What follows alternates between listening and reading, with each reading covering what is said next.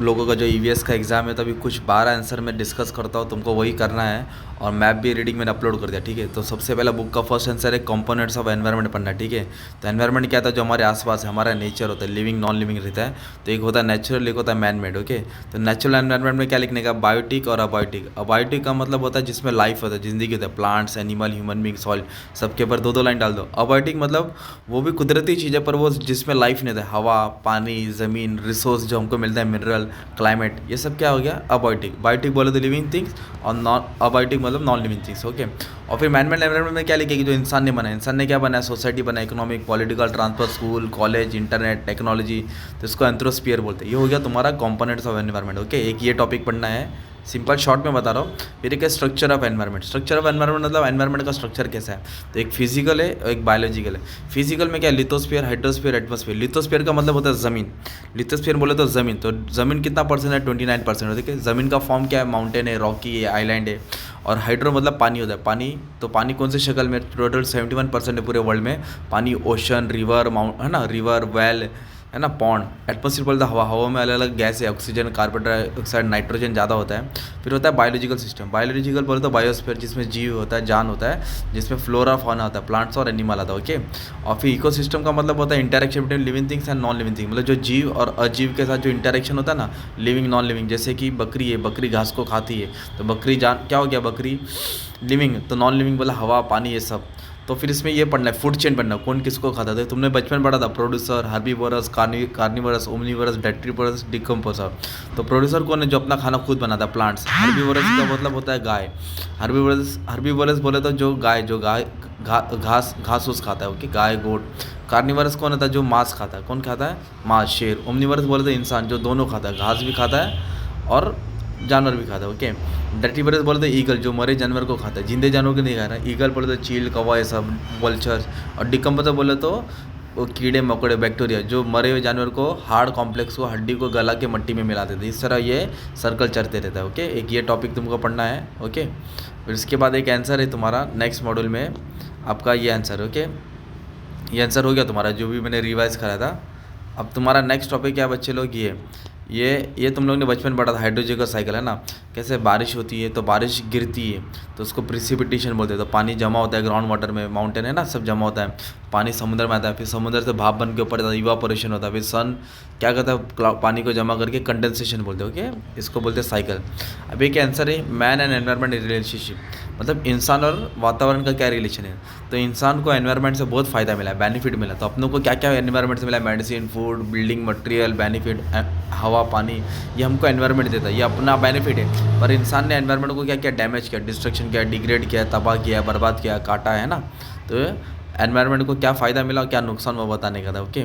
और ये तुम लोग सब्जेक्ट्स पढ़ रहे हैं ना, एनवायरनमेंट स्टडीज़, ये क्यों पढ़ा जाता है, तुमको सिलेबस में क्यों दिया है, ताकि इससे ये मालूम पड़ेगा बच्चों को कि नेचुरल सराउंडिंग क्या होता है, उसको किस तरह बचाना पड़ता है, मैन और एनवायरनमेंट किस तरह उन लोग इस्तेमाल करते हैं, नेचर हमारा किस तरह साथ देता है, पर एनवायरनमेंट उसको क्या करता है, डिग्रेड करता है, ख़त्म करता है। जो हमारी अच्छी खासी सादगी ज़िंदगी है, जिसमें एनवायरनमेंट बहुत अच्छा रोल प्ले करता है, जिसके सब चीज़ खत्म होती जा रहा है, ओके। तो ये तुमको आंसर पढ़ना है, स्कोप ऑफ स्टडीज़, मतलब हमें ये स्टडीज़ क्यों दी गई हमारी किताब में, आपको समझने के लिए, ओके। फिर इसके बाद नेक्स्ट टॉपिक है तुम्हारा बच्चों लोग, टाइप्स ऑफ रिसोर्स पढ़ना है, मतलब कितने टाइप्स के रिसोर्स होते हैं, ओके। तो क्लासिफिकेशन रिसोर्स बोल सकते हैं इसको आप लोग, ओके। क्लासिफिकेशन रिसोर्स का मतलब क्या होता है कि कोई नेचुरल होता है, जैसे लैंड, ज़मीन, पानी, हवा, प्लांट्स, एनिमल। रिन्यूएबल रिसोर्स वो जो कभी ख़त्म नहीं होता। नॉन रिन्यूएबल जो वन टाइम, जैसे कोल है ना, गैस, पेट्रोल। नॉन रिन्यूएबल मतलब जो कभी ख़त्म नहीं हो, मतलब चलते रहता है, इसको यूज़ कर सकते हैं, पानी वो सब। कन्वेंशनल जो ख़त्म हो जाएगा, मिनरल्स है ना, एक टाइम पे। नॉन कन्वेंशनल जो कभी एग्जॉस्ट नहीं होता। और ह्यूमन भी एक रिसोर्स है, जो इंसान काम आता है, एक जगह काम करता है, स्किल्ड लेबर, जो टाइप्स ऑफ रिसोर्स। फिर ये आंसर पढ़ना है तुमको।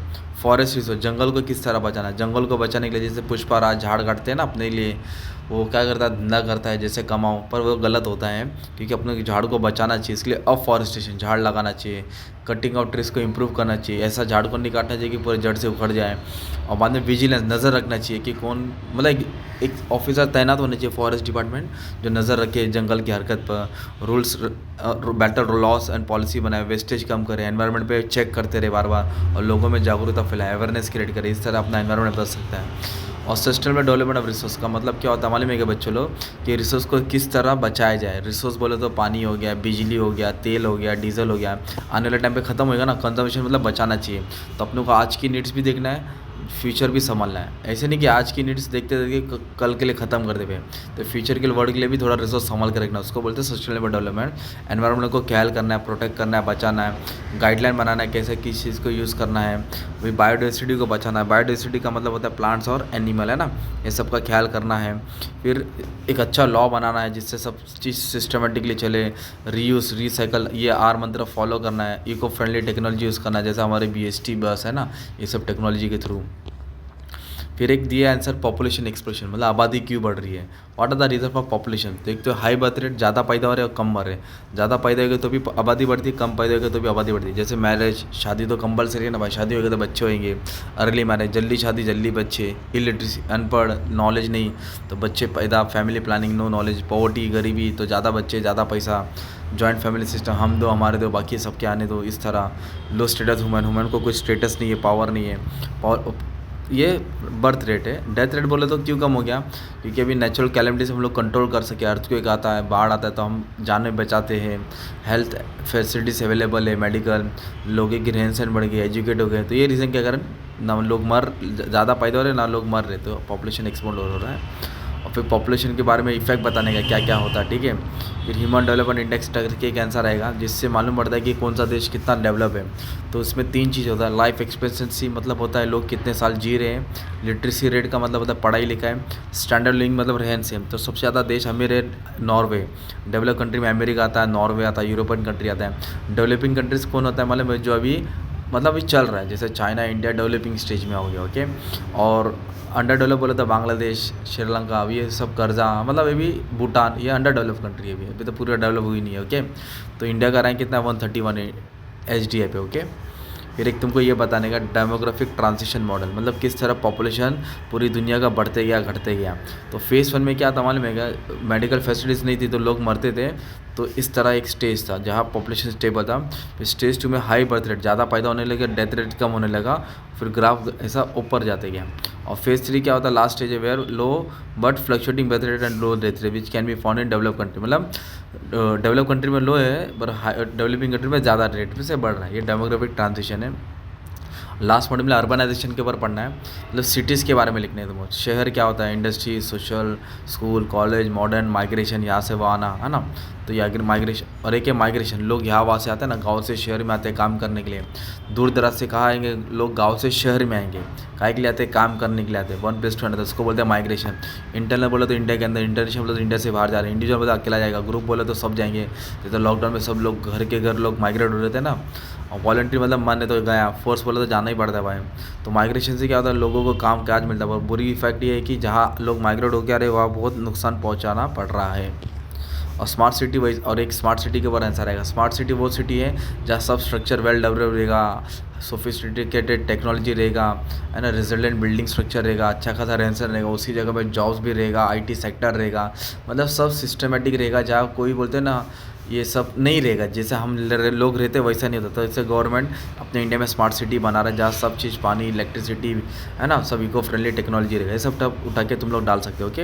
ये तुम्हारा था लास्ट मॉडल। 4 मॉडल में इतना आंसर बोला है, ओके। फिर तुमको मैप आएगा बच्चों लोग, तो मैं तुमको मैप सॉल्व करना रहेगा, ओके। तो मैप कैसा ये दिया रहेगा आपको ये क्या करना पड़ेगा, प्लॉट करना पड़ेगा। तो इसका वीडियो मैंने अपलोड कर दिया बच्चों लोग। ये IMP क्वेश्चन था, ये तुम्हारा मैप सॉल्विंग था। इस तरह तुमको एग्जाम में कैसे भी क्वेश्चन आएगा, ठीक है।